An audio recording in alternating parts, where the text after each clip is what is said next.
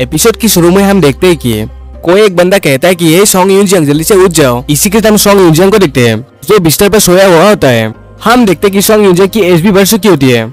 Song जागने के बाद चारों तरफ देखते हुए सोचता है कि मैं आखिर कहाँ पर हूँ, आखिर मेरे साथ हुआ क्या था। तभी सॉन्ग को याद आता है और वो कहता है कि अच्छा अब मुझे याद आया, मैं तो ए बैंक के सोल जेब के अंदर शक हो गया था।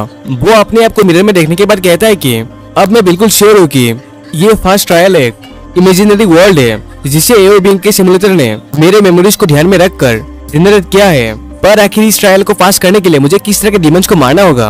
ये तो एक ट्रिपल ट्रायल है जो कि अब बहुत ही ज्यादा ओल्ड फैशन हो चुका है। मैंने अपने प्रीवियस लाइफ में बहुत सारे सीक्रेट रियल्म्स को कॉन्कर किया था और इसी वजह से इस तरह के मामूली चैलेंजेस मेरे लिए कुछ भी नहीं है।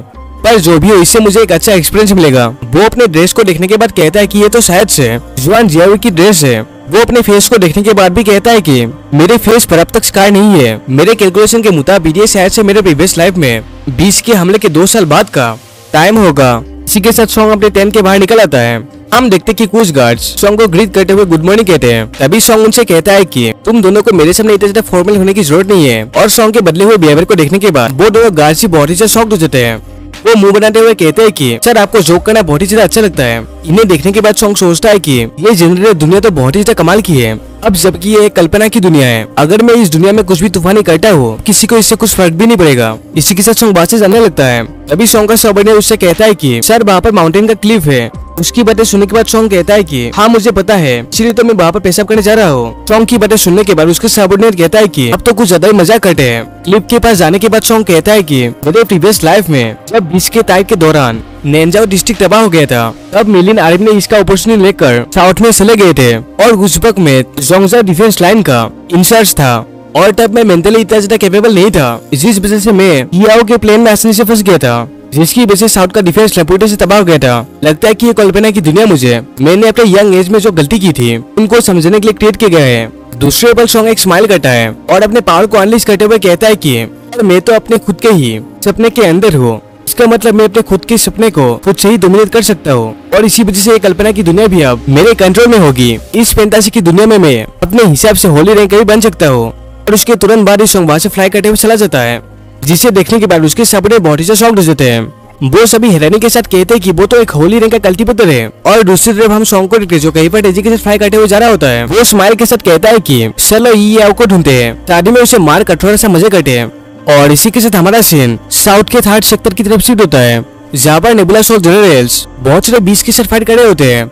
हम देखते कि वो 20 इन सभी नेबुला सोल जनरल्स के ऊपर बहुत ही ज्यादा भारी पड़े होते हैं। और फिर भी वो लोग अपने उम्मीद नहीं छोड़ते और साथ में मिलकर 20 को मारने की कोशिश कर रहे होते हैं। देखते देखते बहुत सारे 20 उन सभी को चारों तरफ से घेर लेते हैं, पर वो सभी बड़ी मुश्किल के साथ उन सभी 20 को किसी तरह से हरा देते हैं। तभी एक साबुड़ उनके कैप्टन से कहता है कि कैप्टन हमने बड़ी मुश्किल के साथ इन सभी 20 को किसी तरह से हराया है, हम तो मरते मरते बचे हैं। उनकी बातें सुनने के बाद उनका कैप्टन कहता है कि तुम सभी ठीक तो हो ना, ऐसे हमने थोड़ी देर के लिए इन सभी 20 को रोक लिया है, इसीलिए सभी लोग जल्दी से थोड़ा सा आराम कर लो। इसी के साथ हमारा सीन 2 बंदों की तरफ शिफ्ट होता है। हम देखते कि एक बंदा बहुत ही ज्यादा थक चुका होता है। तभी उसका दोस्त कहता है कि भाई तुम ठीक तो हो ना।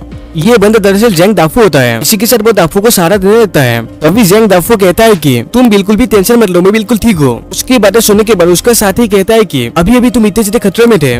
तभी वो सभी का कैप्टन कहता है कि मेडिकल सोल्जर्स जल्दी करो, जो भी सोल्जर्स घायल है उनकी ट्रीटमेंट जल्दी से शुरू करो और बाकी के सोल्जर्स खाने का इंतजाम करो। तभी दाफू का साथी स्माइल के साथ दाफू से कहता है कि चलो हम थोड़ी देर के लिए वापस चलते हैं, वहाँ पर थोड़ा आराम करके कुछ खा भी लेंगे। इसी के साथ वो दोनों उस जगह पर जाने लगते हैं।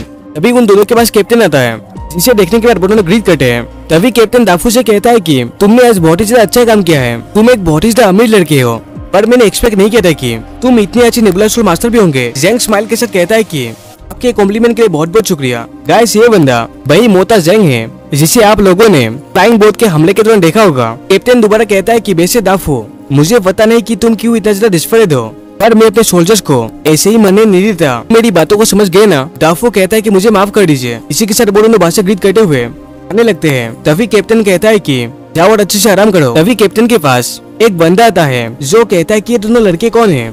कैप्टन कहता है कि ये दोनों लड़के जेंग फैमिली के यंग मास्टर हैं, मेरी बस उनके एल्डर्स के साथ अच्छी दोस्ती है।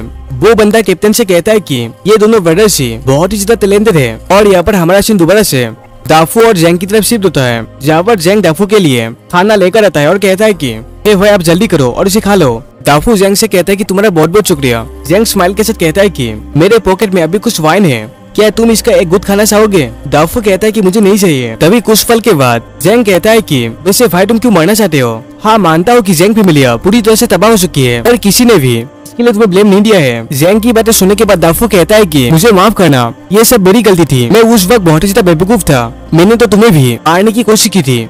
दाफू की बातें सुनने के बाद जैंग कहता है कि तुम आखिर दोबारा से उन्हीं बातों को तुम याद कर रहे हो, मैंने तुम्हें पहले ही कहा है कि मैं उन सारी चीजों को पहले ही भूल चुका हूँ। दाफू दोबारा कहता है कि पर मेरी गलतियों की माफी मुझे दोबारा नहीं मिल सकती। दाफू की बातें सुनने के बाद जैंग गुस्से के साथ कहता है कि मैंने तुम्हें पहले ही कहा है कि उस बार के लिए हमने तुम्हें कभी भी ब्लेम नहीं किया है। अभी दूसरे पल वहाँ पर साइरन बजने लगता है और हमें पता लगता है कि प्रोसेस 20 ने वहाँ पर दोबारा से हमला कर दिया है। इसी के साथ सभी सोल्जर्स अपने अपने नेबुला सोल जनरल को कंस्ट्रक्ट कर लेते हैं। हम देखते कि उनके सामने बहुत ही ज्यादा तादाद में फिरोसेस 20 होते हैं, जिन्हें देखने के बाद वो सभी कहते हैं कि कैप्टन इनकी तादाद तो बहुत ही ज्यादा है, हम सभी इतने सारे 20 को हैंडल नहीं कर सकते।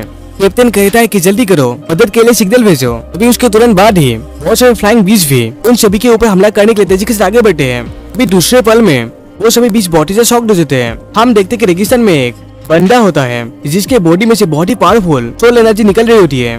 पलक झपकते वो बंदा अपने शॉट के एक अटैक से ही उन सभी 20 को पलक झपकते मार देता है, जो देखने के बाद वो सभी सोल्जर्स बहुत ही ज्यादा हैरान हो जाते हैं। हम देखते कि उस बंदे के अटैक की वजह से पापा जमीन पर एक बहुत ही बड़ा गड्ढा बन जाता है। हम देखते कि ये बंदा दरअसल एल्डर शू का नेबुला सोल जनरल होता है, पर ये बंदा एल्डर शू है या नहीं ये बिल्कुल भी कंफर्म नहीं है। तभी कैप्टन कहता है कि ये तो शायद से सेमी होली है ना, और ऐसा कहा जाता है कि सेमी होली शू तो 2 साल पहले ही 20 के हमले के दौरान मारे जा चुके हैं। इसी के साथ वो अननोन नेबुला सोल जनरल वहाँ से तेजी से चला जाता है। ये सारी चीजें सॉन्ग फ्लाई करते हुए आसमान से देख रहा होता है। इसे देखने के बाद सॉन्ग सोचता है कि आखिर मुझे अपने मेमोरी के बाहर चीजें क्यों दिखाई दे रही है, लगता है कि ये फैंटेसी वर्ल्ड इतना भी ज्यादा सिंपल नहीं है जितना मैंने सोचा था। इसी के साथ सॉन्ग तेजी के साथ उस अननोन नेबुला सोल जनरल का पीछा। तो इसी के साथ गाइस वीडियो को हम यहीं पर एंड करते हैं। वीडियो अगर आपको थोड़ा सा भी पसंद आया हो तो लाइक शेयर और सब्सक्राइब जरूर कर दीजिए। इसी के साथ गाइस हम मिलते हैं दूसरे एपिसोड में। शुक्रिया, तथा एंड बाय बाय।